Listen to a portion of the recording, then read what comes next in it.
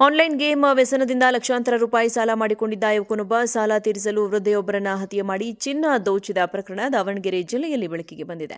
ಪೊಲೀಸರು ಆರೋಪಿಯನ್ನ ಬಂಧಿಸಿ ಲಕ್ಷಾಂತರ ರೂಪಾಯಿ ಮೌಲ್ಯದ ಚಿನ್ನವನ್ನು ವಶಪಡಿಸಿಕೊಂಡಿದ್ದಾರೆ. ದಾವಣಗೆರೆ ಜಿಲ್ಲೆಯ ನ್ಯಾಮತಿ ತಾಲೂಕಿನ ಆರುಂಡಿ ಗ್ರಾಮದಲ್ಲಿ ಫೆಬ್ರವರಿ 2ರಂದು ಈ ಘಟನೆ ನಡೆದಿತ್ತು. ಗ್ರಾಮದ ಒಂಟಿ ವೃದ್ಧೆ ಕಮಲಮ್ಮ ಅವರನ್ನ ಮನೆಗೆ ನುಗ್ಗಿ ಹತ್ಯೆ ಮಾಡಿ ಸುಮಾರು 8.44 ಲಕ್ಷ ರೂಪಾಯಿ ಮೌಲ್ಯದ ಚಿನ್ನಾಭರಣ ದೋಚಲಾಗಿತ್ತು. ಪ್ರಕರಣ ಸಂಬಂಧ ಶಿವಮೊಗ್ಗ ಜಿಲ್ಲೆಯ ಶಿಕಾರಿಪುರ ತಾಲೂಕಿನ ಕಾಳೆನಹಳ್ಳಿ ಗ್ರಾಮದ ನಿವಾಸಿ ಅಭಿಷೇಕ್ ಎಂಬ ಯುವಕನನ್ನು ಬಂಧಿಸಲಾಗಿದೆ. ಪೊಲೀಸರ ತನಿಖೆಯಲ್ಲಿ ತಿಳಿದು ಬಂದಿರುವ ಪ್ರಕಾರ ಅಭಿಷೇಕ್ ಆನ್ಲೈನ್ ಗೇಮ್ ಆಡುತ್ತಾ 20 ರಿಂದ 25 ಲಕ್ಷ ರೂಪಾಯಿ ಸಾಲ ಮಾಡಿಕೊಂಡಿದ್ದ. ಸಾಲಗಾರರ ಒತ್ತಡದಿಂದ ಮನೆ ಬಿಟ್ಟು ಸುತ್ತಾಡುತ್ತಿದ್ದ ಆತ ರಾತ್ರಿ ವೇಳೆ ಬಸ್ ನಿಲ್ದಾಣಗಳಲ್ಲಿ ವಾಸಿಸ್ತಾ ಇದ್ದ. ಇದೇ ವೇಳೆ ನ್ಯಾಮತಿ ತಾಲೂಕಿನ ಆರುಂಡಿ ಗ್ರಾಮದಲ್ಲಿ ದೇವರ ಹಬ್ಬ ನಡೆಯುತ್ತಿರುವುದು ತಿಳಿದು ಫೆಬ್ರವರಿ 2ರಂದು ಗ್ರಾಮಕ್ಕೆ ತೆರಳಿದ್ದ. ಹಬ್ಬದ ನಿಮಿತ್ತ ಚಿನ್ನಾಭರಣ ಧರಿಸಿಕೊಂಡು ದೇವಾಲಯಕ್ಕೆ ಬಂದಿದ್ದ ಕಮಲಮ್ಮ ಅವರನ್ನ ಗಮನಿಸಿದ್ದ ಆತ ಅವರ ಮನೆ ಹಿಂಬಾಗಿಲಿನಿಂದ ಒಳನುಗ್ಗಿ ಅಡಗಿ ಕುಳಿತಿದ್ದಾನೆ. ತಡರಾತ್ರಿ ದಿಂಬಿನಿಂದ ಉಸಿರುಗಟ್ಟಿಸಿ ಹತ್ಯೆ ಮಾಡಿದ್ದಾನೆ ಎಂಬ ಆರೋಪ ಕೇಳಿಬಂದಿದೆ. ಬಳಿಕ ಕಮಲಮ್ಮ ಅವರ ಚಿನ್ನಾಭರಣಗಳನ್ನು ದೋಚಿ ಪರಾರಿಯಾಗಿದ್ದ. ಆನ್ಲೈನ್ ಗೇಮ್ ವ್ಯಸನದಿಂದ ಲಕ್ಷಾಂತರ ರೂಪಾಯಿ ಸಾಲ ಮಾಡಿಕೊಂಡಿದ್ದ ಯುವಕನೊಬ್ಬ ಸಾಲ ತೀರಿಸಲು ವೃದ್ಧೆಯೊಬ್ಬರನ್ನ ಹತ್ಯೆ ಮಾಡಿ ಚಿನ್ನ ದೋಚಿದ ಪ್ರಕರಣ ದಾವಣಗೆರೆ ಜಿಲ್ಲೆಯಲ್ಲಿ ಬೆಳಕಿಗೆ ಬಂದಿದೆ.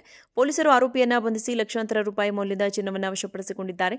ದಾವಣಗೆರೆ ಜಿಲ್ಲೆಯ ನ್ಯಾಮತಿ ತಾಲೂಕಿನ ಆರುಂಡಿ ಗ್ರಾಮದಲ್ಲಿ ಫೆಬ್ರವರಿ 2ರಂದು ಈ ಘಟನೆ ನಡೆದಿತ್ತು.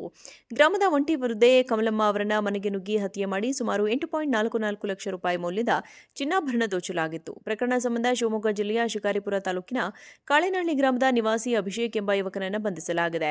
ಪೊಲೀಸರ ತನಿಖೆಯಲ್ಲಿ ತಿಳಿದು ಬಂದಿರುವ ಪ್ರಕಾರ ಅಭಿಷೇಕ್ ಆನ್ಲೈನ್ ಗೇಮ್ ಆಡುತ್ತಾ 20 ರಿಂದ 25 ಲಕ್ಷ ರೂಪಾಯಿ ಸಾಲ ಮಾಡಿಕೊಂಡಿದ್ದ.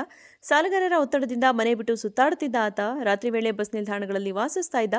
ಇದೇ ವೇಳೆ ನ್ಯಾಮತಿ ತಾಲೂಕಿನ ಆರುಂಡಿ ಗ್ರಾಮದಲ್ಲಿ ದೇವರ ಹಬ್ಬ ನಡೆಯುತ್ತಿರುವುದು ತಿಳಿದು ಫೆಬ್ರವರಿ 2ರಂದು ಗ್ರಾಮಕ್ಕೆ ತೆರಳಿದ್ದ. ಹಬ್ಬದ ನಿಮಿತ್ತ ಚಿನ್ನಾಭರಣ ಧರಿಸಿಕೊಂಡು ದೇವಾಲಯಕ್ಕೆ ಬಂದಿದ್ದ ಕಮಲಮ್ಮ ಅವರನ್ನ ಗಮನಿಸಿದ್ದ ಆತ ಅವರ ಮನೆ ಹಿಂಬಾಗಿಲಿನಿಂದ ಒಳನುಗ್ಗಿ ಅಡಗಿ ಕುಳಿತಿದ್ದಾನೆ. ತಡರಾತ್ರಿ ದಿಂಬಿನಿಂದ ಉಸಿರುಗಟ್ಟಿಸಿ ಹತ್ಯೆ ಮಾಡಿದ್ದಾನೆ ಎಂಬ ಆರೋಪ ಕೇಳಿಬಂದಿದೆ. ಬಳಿಕ ಕಮಲಮ್ಮ ಅವರ ಚಿನ್ನಾಭರಣಗಳನ್ನು ದೋಚಿ ಪರಾರಿಯಾಗಿದ್ದ.